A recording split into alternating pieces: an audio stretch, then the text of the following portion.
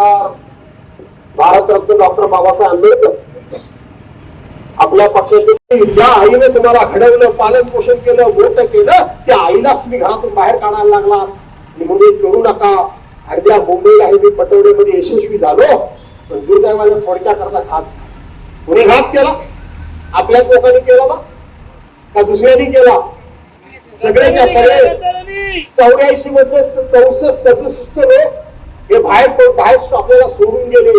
पण सोडल्यानंतर सुद्धा मनसेचे 10 आणि उद्धव बाळासाहेब ठाकरेंचे 67 असे 73 नगरसेवक निवडून सगळे सोडून गेले होते.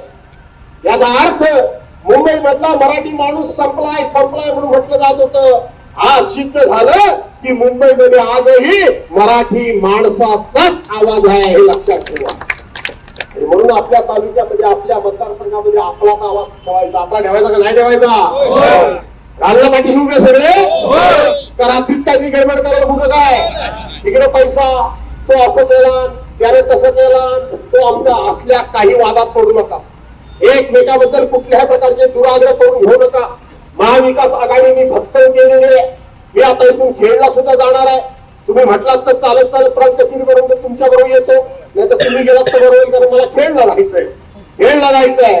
आणि म्हणून सभा घ्यायला मिळेल नाही मिळेल, वेळ थोडा आहे. सगळ्याच्या सगळे उमेदवार निवडून आले पाहिजे. सगळे मी सांगितल्याप्रमाणे 14 मतदारसंघामध्ये 11 जातीच्या लोकांना संधी मी दिली आहे. कुठल्याही पक्षाने सांगावं की अशा पद्धतीने बहुजन समाजाला कोणी संधी दिली आहे. मग बहुजन समाजानं निर्णय घेण्याची वेळ आली की आपण कोणाच्या मागे राहायचं, आपण कोणाबरोबर चालायचं. नाही तर दोनच समाज एकत्र येतील, मराठा आणि कुणबी. दोघांनी वाटून घेतलं की बाकीच्या हातात काय मिळणार आहे? गेलं काय? दोन्ही समाज बाजूला नाही, दोन्ही समाज मोठे आहे. त्यांनी वाटून घ्यायचं ठरवलं तर छोट्या समाजाला कोण काय देणार? म्हणून छोट्या समाजाला पण ही संधी मिळाली पाहिजे. ही भूमिका मी नुसती शब्दाकरता करत नाही, भाषणाकरता करत नाही, तर प्रत्यक्षपणे कृतीमध्ये आणतोय. आणि म्हणून त्याचं समर्थन तुम्ही केलं पाहिजे, त्याच्या पाठीमागे उभं राहिलं पाहिजे. बहुजन समाजाला समृद्ध करण्याचं काम, मजबूत करण्याचं काम आपण सर्वांनी करावं, अशा प्रकारची विनंती करतो. काय पैसा पैसा पैसा पैसा पैसा माझ्या विरोधात काय थोडा पैसा वाटलं का नाही? वाटलं ना? माझ्या बहिणीच्या वेळेला थोडेसे मागे पुढे झाल्या होत्या, 1500 रुपये आले म्हणून. बरोबर आहे ना बाळानो? थोडस गडबड केल्यावर ना त्यावेळेला काय सारखं सांगत होते, जर तुम्ही सरकारच्या बाजून मतं नाही दिलीत तर तुमचे 1500 रुपये बंद होतील, असं बोलत होते की नाही? तुमच्या तर मनात सारखं होतं. अगं बाय, तो भास्करचा जो दिवस रात्र भेटतो, आपल्याला उपयोगी पडतो. पाणी असेल, रस्ता असेल, अडचण असेल, पोलिसांनी पकडला, तहसीलदारात दंड लावला, कुणी काय केला, तर भास्कर जाधवच्याकडे जायचं. पण मत आता भास्कर जाधवला द्यायला लागली. पण नंतर काय झालं? काय दिली तर माझे 1500 रुपये जातील असं वाटलं ना तुम्हाला? आज माझा प्रश्न आहे तुम्हाला, माझ्या भगिनीने, तुम्ही प्रचारामध्ये सर्वांनी सांगितलं पाहिजे की 100% महिलांनी त्याने मतं दिली काय? काही जणींना 1500 रुपये चालू आहेत, त्यांनी मला दिली का नाही मतं? दिली का नाही? काही जणींनी 1500 रुपये घेणाऱ्यांनी पण मला मतं दिली का नाही दिली? पण त्यांची आता 1500 रुपये बंद झालेत काय? का? त्यांचे 1500 रुपये जर बंद झाले नाहीत तर तुम्ही जर मला मतं दिली असतील तर त्यांचं काय बाप तुमचे पैसे बंद करणार होता? करणार नाही. आणि म्हणून यापूर्वी देखील आपण त्या ठिकाणी संजय गांधी निराधार योजनेत पैसे देतो, श्रावणबाळ योजनेत पैसे देतो, अपंग योजनेत पैसे देतो, निराधार योजनेत पैसे देतो, अंगणवाडी सेविकेला पैसे देतो, मदतनीसला पैसे देतो, आशा वर्करला पैसे देतो, ग्रामसेवक आपल्या पकवाला पैसे देतो, आपण त्या ठिकाणी पोलीस पाटलाला पैसे देतो. कुणी बंद केले? हे काँग्रेसच्या राजवाटीपासून चालू आलंय. पण काँग्रेसने जेव्हा सांगितलं नाही की आम्हाला मतं देण्याचे हे पैसे बंद करू, हेच पहिले ड्युटी निघाले. लाडकी बहीण, लाडकी बहीण, लाडकी बहीण. बहिणीबद्दल प्रेम नव्हतं, मताचं प्रेम आहे. तुमचं काय प्रेम नाही, काही नाही तुमच्या, काही नाही. आणि म्हणून दिवस रात्र तुमच्या मदती करता आम्ही काय. आणि म्हणून आपण सर्वांनी या मतदारसंघामध्ये एकच विषय आपली आहे. आपल्यावर राष्ट्रवादी काँग्रेस आहे, हे पण आहे, मनसे सुद्धा आहे. आपण ग्वागरला मनसेला सीट दिलेली आहे. आपण इथं बहुजन विकास आघाडीला सीट दिलेली आहे. इथं कुठल्याही प्रकारचा भेदभाव करायचा नाही, मी सर्वांना सांगतोय. इथं आमची शामिना तांब्यांसाठी मुस्लिम एक डॉक्टर पोरगी हाय एज्युकेटेड गेली, कुणाला घाबरली की काय? मागासवर्गीय समाजाचा त्याला उमेदवारी दिलेली आहे. या सगळ्यांची निशाणी मात्र एकच मी ठेवली आहे, त्यांचा पक्ष जरूर वेगळा आहे. त्याने आपल्या गॉर्डरमध्ये आपल्या पाठीमागे ताकद उभी केली, खेळला ताकद उभी केली. सगळ्यांची निशाणी काय आहे? अरे काय पेटवणार ना मशाल? पेटवणार नक्की. भ्रष्टाचार काढणार, पेटवणार ना. अहंकार पेटवणार, दादागिरी पेटवणार ना. आणि म्हणून आपल्या सर्वांना पुन्हा एकदा शुभेच्छा देतो.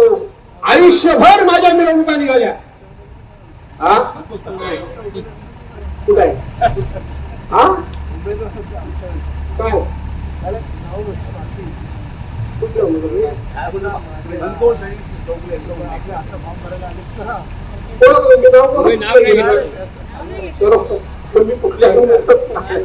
बरं, हा माझा हिरो इथं आलाय, आयुष्यभर लढणारा, आयुष्यभर संतोष. राज्याच्या मुख्यमंत्र्यांना विचारलं, या पाणी योजना पूर्ण कोण करणार, या पाणी योजना पूर्ण करण्याकरता पैसे किती लागणार? त्यांनी सांगितलं 44,000 कोटी रुपये. 44,000 कोटी रुपये. मी म्हटलं माझ्या अभ्यासाप्रमाणे 9,000 कोटी रुपये लागतात. त्यांनी पुन्हा मला बरोबर केलं, करेक्ट केलं. नाही ना, 44,000 कोटी रुपये. मी म्हटलं केंद्र सरकारच्या योजना आहेत, केंद्र सरकार यांचे पैसे देणार की नाही देणार? राज्याच्या मुख्यमंत्र्यांनी सांगितलं की जे रेकॉर्डवर आहे की केंद्र सरकार पैसा देणार नाही. आता त्याला आपल्यालाच पैसे द्यावे लागतील. राज्यावर 9,32,000 कोटी रुपयाचं कर्ज आहे. कुठून पैसे देणार? गावागावामध्ये रस्ते खराब झाले. माझ्या मतदारसंघामध्ये गेल्या 15 वर्षामध्ये एखादा सुद्धा रस्ता मुख्य खराब नव्हता. गेल्या 4-5 वर्षामध्ये सरकारने एकही रुपया मलाच काय पण कोणालाही दिलेला नाही. आणि संपूर्ण कोकणातल्या रस्त्यांची वाट लागून गेली, वाटोळ लागून गेले. पण तरी देखील सरकार निवडणुका कशा जिंकत? परवाच्या दिवशी MREGS, महात्मा गांधी राष्ट्रीय ग्रामीण योजना, फक्त महात्मा गांधींचं नाव वगळण्याकरता म्हणून तीच योजना नवीन नावाच्या रूपात तिथं आणली. फक्त नावं बदलायची. परवाच्या दिवशी नगरपालिकेमध्ये आमचे राज्याचे मुख्यमंत्री उद्धव बाळासाहेब ठाकरेंना उत्तर देताना म्हणाले की दुसऱ्याचं पोर आपल्या मांडीवर घेतलं म्हणजे ते आपलं होत नाही. मला वाटतं त्यांनाच सांगायची वेळ आली आहे. पूर्वीच्या सरकारच्या सगळ्या योजना नावं बदललं म्हणजे ती पोरं तुम्हाला झाली असं म्हणता येणार नाही. उद्योग करताय की दुसऱ्याचं पोर आपल्या मांडीवर बसवायचं आणि माझं झालं म्हणून सांगायचं. की ह्याच्या अशा परिस्थितीमध्ये निवडणुका कशा जिंकतात? EVM machine. आज सकाळी मी बातमी वाचली की केरळ सरकारनं निर्णय केला. परवाच्या दिवशी हरियाणा सरकारमध्ये निवडणुका झाल्या, त्या बॅलेट पेपरवर निवडणुका झाल्या. त्या सगळ्या भारतीय जनता पार्टी हरली. आणि म्हणून अख्खा जग बोलतोय की तुम्ही पुन्हा एकदा त्या ठिकाणी बॅलेट पेपरवर निवडणुका घ्या, ईव्हीएम मशीन काढा. सरकार ईव्हीएम मशीन काढायला तयार नाही. त्यानंतर सरकारनं दुसरी चोरी सुरू केली. दुसऱ्या पक्षातले सगळे लोकप्रतिनिधी चोरायचे, लोकांना चोरायचं, आपल्या ताब्यामध्ये घेऊन जायचं. लोकांचे नगरसेवक चोरले, आमदार चोरले, खासदार चोरले आणि आमचा पक्ष केवढा मोठा झाला म्हणून सांगायचा प्रयत्न केला. त्यानंतर मतदार यादीतली मतं चोरली का नाही चोरली? काही कमी करायची, काही वाढवायची. आणि आता तर निवडून आलेले लोकप्रतिनिधीला चोरायचं काम चाललंय. अशा भयानक परिस्थितीमध्ये आपण या निवडणुकीला सामोरं जातोय. प्रचंड पैसा आहे, दादागिरी आहे, सत्ता आहे, याच्या विरोधात आपण सगळे जातोय. कशाच्या जीवावर? एक आत्मविश्वास आहे माझ्यासारख्या नेतृत्वाच्या मनामध्ये की हे कुणीतरी थांबवलं पाहिजे, ही लोकशाही कुणीतरी वाचवली पाहिजे, संविधानाचा मान सन्मान राखला पाहिजे. आणि तो जर राखायचा असेल तर यांच्याकडे कितीही पैसा असला तरी धनशक्तीच्या विरोधात जनशक्ती उभी केली पाहिजे. की सगळे समाज, मी एक बहुजन समाजातला नेतृत्व आहे आणि म्हणून बहुजन समाजाला नेहमी प्रतिनिधित्व देणं, बहुजन समाजाचा मान सन्मान करणं, बहुजन समाजाला त्या ठिकाणी अशा पद्धतीचा आत्मविश्वास निर्माण करणं की माझा समाज छोटा असला तरी सुद्धा माझ्या नेत्याचं मन मोठं आहे, माझं काम बघून तो माझा विचार करेल. आपण बेलदार समाजाला पण संधी दिली, कुंभार समाजाला संधी दिली. कुंभार समाजाला पण संधी दिली, छोट्यातले छोटे समाज 11 समाजाला मी आज संधी दिली. 11 समाजाला सगळे एकवटणार का नाही एकवटणार? आणि ज्या दिवशी तुम्ही सगळे एकवटाल त्या दिवशी कितीही त्या ठिकाणी धनशक्ती असू दे, त्या धनशक्तीला जनशक्ती माती दाखवल्याशिवाय राहणार नाही. मला आज सांगतो, काही लोक पैशाचा बाजार मानून बसले, त्यामुळे काही लोक उमेदवारी घेताना सुद्धा घाबरायला लागले. अरे कशाला घाबरता, कशाला घाबरता? पाण्याचा प्रवाह आला तर त्या प्रवाहाबरोबर अगदी मोठमोठी लाकडं वाहून जातात, मोठमोठी झाडं वाहवत जातात, त्या प्रवाहाच्या बरोबर जातात. ते विरोधी दिशेने पडत नाही, पण एवढासा मासा असतो, एवढंस बेडूक छोटस असतं, तो प्रवाह कितीही मोठा असला तरी त्या प्रवाहाच्या उलट्या दिशेने तो जातो आणि आपल्या मार्केटमध्ये आणि म्हणून त्या धनशक्तीच्या विरोधात जनशक्ती मी आज उभी करत नाहीये. गेल्या 43 वर्षाचं माझं राजकीय जीवन तुम्ही तपासून बघा. इथं आता मोठ्या प्रमाणात महिला आल्या, तिथं गुहागरला सुद्धा प्रचंड प्रमाणामध्ये महिला होत्या.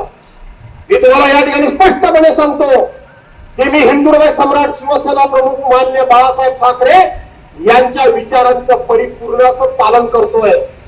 शिवसेना प्रमुखांनी सांगितलंय की राजकारणामध्ये कोणाचीही जातपात बघून त्याचा विचार करू नका. आपल्याकडे सर्वसाधारणपणे कार्यकर्ते म्हणून सगळ्या जातीचे चालतात, पण निवडणूक आली की आपण कोणत्या जातीचा उमेदवार आहे, कोणत्या जातीची मतं जास्त आहेत त्याला उमेदवारी आपण देतो. बरोबर आहे? पण भास्कर जाधवनी 43 वर्षाच्या राजकारणामध्ये असं कधी केलं नाही. आजचं जिवंत उदाहरण मी तुम्हाला देतो. जिवंत उदाहरण, माझ्या मतदारसंघामध्ये 14 जिल्हा परिषद जागा आहेत. 14 जिल्हा परिषदेच्या जागा आहेत. या 14 जागांमध्ये तुम्ही विचार करणार नाही, मी छोट्याचा छोटा कोष्टी समाज असेल, भंडारी समाज असेल, बेलदार समाज असेल, लोहार समाज असेल, बौद्ध समाज असेल, मुस्लिम समाज असेल, वाणी समाज असेल किंवा अन्य कोणते मराठा असेल, कुणबी असेल आणि अन्य छोटे छोटे समाज आहेत माझ्या बरोबर. मी 14 जागांपैकी 11 उमेदवार छोट्याच्या छोट्या समाजाचे दिलेले आहेत. आणि तिसऱ्या गडशी अशा सगळ्या मतदारसंघातले आले. तिकडे आमचे पिंटे निवळकर आले, तिकडे आमचा प्रीतम आलाय, बायकोला घेऊन गौरव पाटेकर आलाय, दुसरे आमचा नितीन निकमचे मिसेस आले, दुसरी सामिया तांबे आलेले आहेत, तिसरे आमच्या किशन शिगवण त्यांची मिसेस तिथं आलेले आहेत. आणि म्हणून सगळे उमेदवार हे मुद्द्यावर येत होतो म्हणून माझा बाबा घाबरला. आणि म्हणून सगळे उमेदवार यांची निशाणी आपण एकच ठेवलेली आहे. काय आहे? काही विचार करू नका. ज्या ठिकाणी मशाल दिसेल त्या ठिकाणचं बटन दाबा आणि ह्या सगळ्या उमेदवारांना प्रचंड मताने विजय करा आणि आयुष्यभर माझ्या गळ्यात विजयाची माळ घालून माझी मिरवणूक काढली. मी वाट बघतोय तुम्ही माझी मिरवणूक काढताय का सांगणार ना? काढा, आनंदानं जगूया, आनंदानं वावरूया अशा प्रकारची विनंती करतो आणि आपल्या सर्वांना धन्यवाद देऊन या ठिकाणी थांबतो.